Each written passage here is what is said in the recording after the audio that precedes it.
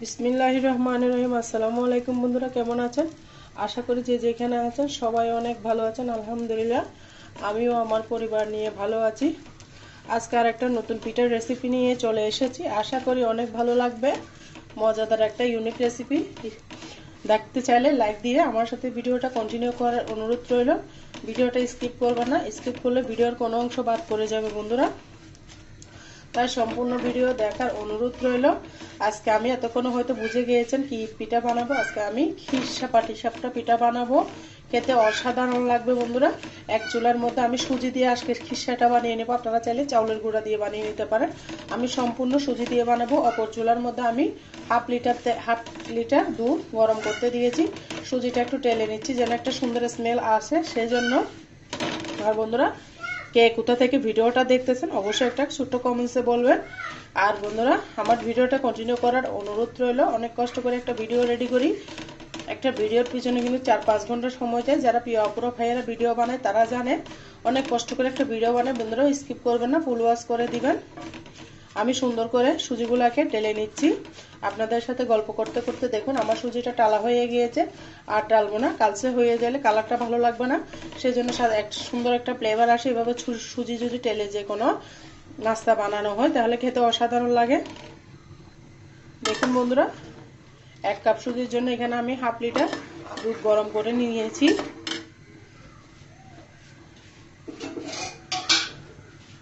এখানে আমি আর একটু দুধ দিয়ে দিচ্ছি। এগুলো ফ্রেশ গরুর দুধ। আর বন্ধুরা, দেখতে থাকুন, আশা করি আপনাদের উপকার আসবে। শীতকালে পিঠা খাওয়ার মজাই আলাদা। যে কোনো পিঠা শীতকালের মধ্যে মজাই আলাদা। চাউলের গুঁড়া দিয়ে পিঠা খেতে অনেক মজা লাগে। দুধটা ফুটে আসা পর্যন্ত আমার অপেক্ষা করতে হবে। কিসা যত ভালো হবে আপনার পিঠাটাও খেতে তত মজা লাগবে। সেজন্য ভালো করে কিসাটা বানাবেন, খেতে অসাধারণ লাগবে। বন্ধুরা, এই পর্যায়ে দিয়ে দিব 2টা মাঝখান থেকে তেজপাতা ছিঁড়ে আর একটা দারুচিনি দিলে সুন্দর একটা ফ্লেভার আসবে।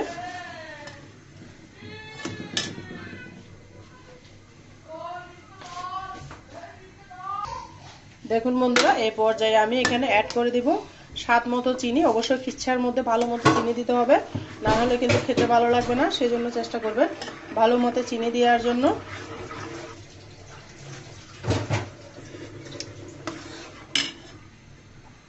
এই পর্যায়ে দিয়ে দেবো আমি লবণ মিষ্টি খাবারে। আপনারা যদি লবণটা ভালো না বাসেন লবণ দিবেন না, স্কিপ করবেন। তবে আমার কাছে লবণটা না দিলে ভালো লাগে না, সেই জন্য আমি লবণটা দিয়েছি। দেখুন বন্ধুরা, চিনি আর দুধ আমার মিশে একাকার হয়ে গিয়েছে। মিষ্টিটা পারফেক্ট হয়েছে। এই পর্যায়ে আমি সুজিগুলা দিয়ে আস্তে আস্তে নেড়ে চেড়ে দিব। সম্পূর্ণ দুধ দিয়ে খিচ্ছাটা বানাবেন। পাটিসাপটা পিঠাটা খেতে অসাধারণ লাগবে।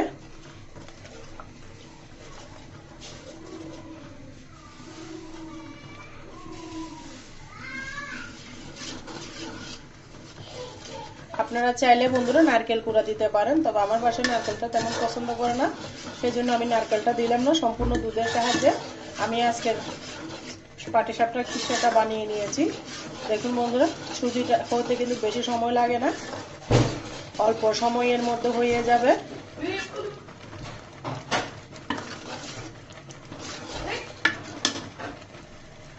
দেখুন বন্ধুরা, আমার সুজিটা রেডি হয়ে গিয়েছে। এই পর্যায়ে সুজি হতে কিন্তু বেশি সময় লাগে না। আমি কিন্তু চুলাটা বন্ধ করে দিব। দেখুন ফুটে গিয়েছে। সুজিটা মাত্র ফুটে আসলে হয়ে যায়। আমার সুজিটা একদম রেডি হয়ে গিয়েছে। দেখুন বন্ধুরা, আমি কিসাটা একটা প্লেটের মধ্যে উঠিয়ে নিচ্ছি।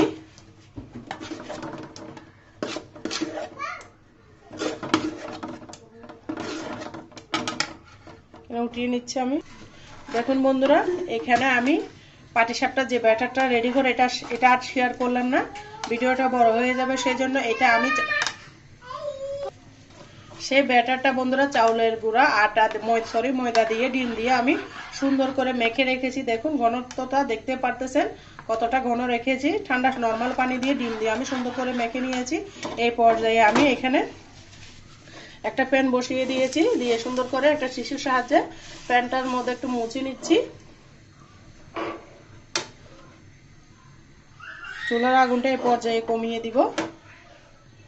1 চামচ ব্যাটার দিয়ে বন্ধুরা এভাবে নেড়ে চেড়ে দিব। আমি দেখতেই পারতেছেন।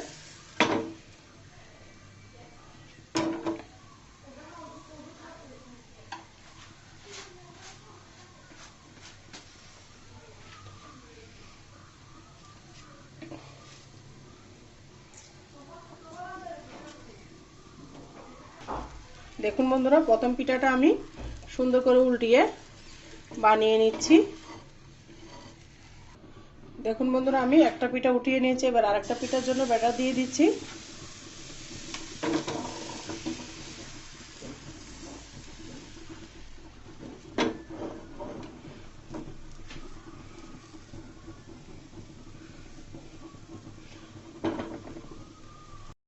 পিঠাটা হওয়া পর্যন্ত অপেক্ষা করতে হবে। চুলার আঁচটা কিন্তু এই পর্যায়ে কমিয়ে রাখতে হবে। দেখুন আমার চুলার আঁচটা প্যাটা গরম হয়ে গেছে, একদম কমিয়ে রেখেছি বন্ধুরা।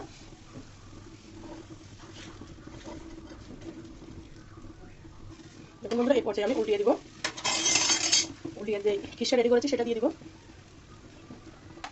খিসাটা যত বেশি দিবেন তত আপনার পাটিসাপটাটা খেতে ভালো লাগবে। যে কেউ পারবে, সহজ পিঠার রেসিপি। সুন্দর করে এভাবে বটে নিয়ে নেব বন্ধুরা। দেখতে পাচ্ছেন অনেক অনেক মজা। আমি আরেকটা পিঠা দিয়ে দিব। তেলটা দিলে আপনার পিঠাটা ভালো মতো উঠে যাবে, প্যানের মধ্যে আর লেগে থাকবে না। আর চুলার আগুনটা অবশ্যই কমিয়ে রাখবেন।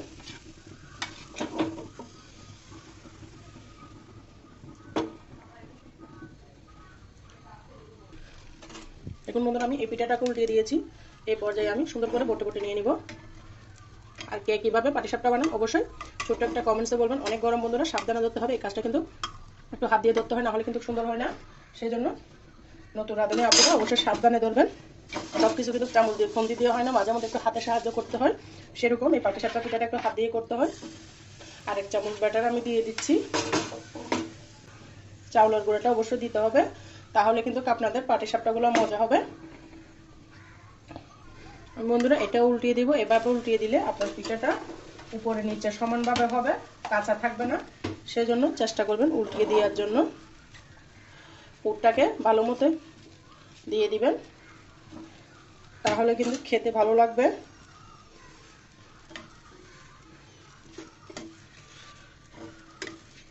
ব্যস্ত যে কোনো পিঠা, সকালবেলা হলে পিঠা বানাই, সন্ধ্যাবেলার জন্য, টিফিনের জন্য, কারো বাড়িতে মেহমানদারির জন্য নিয়ে যাওয়ার জন্য একদম পারফেক্ট একটা পাটিসাপটার রেসিপি শেয়ার করতেছি। আশা করি আপনাদের অনেক উপকারে আসবে। দেখুন বন্ধুরা, আমি চুলার আগুনটা একদম কমিয়ে রেখেছি। দেখুন বন্ধুরা, আমি আরেকটা পিঠা সুন্দর করে উঠিয়ে নিচ্ছি এভাবে বটে দিয়ে।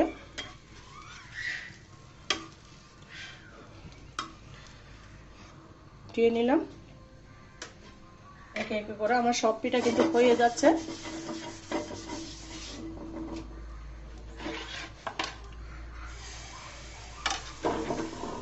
আপনারা যদি বড় করে বানাতে চান তাহলে বড় প্যানে বানাবেন, তবে আমার এটা স্ট্যান্ডার্ড একটা পিঠা। পাটিসাপটা এভাবে বানাইলে ভালো, বেশি বড় করলে ভালো লাগে না।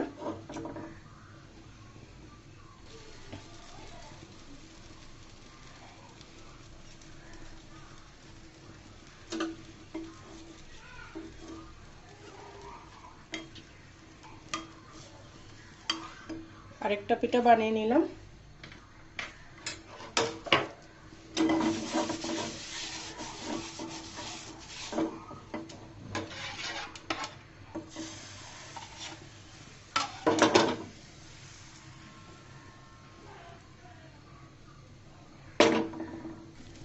দেখুন বন্ধুরা, আমার পিঠাগুলো বানানো হয়ে গিয়েছে, আমি উঠিয়ে নিচ্ছি।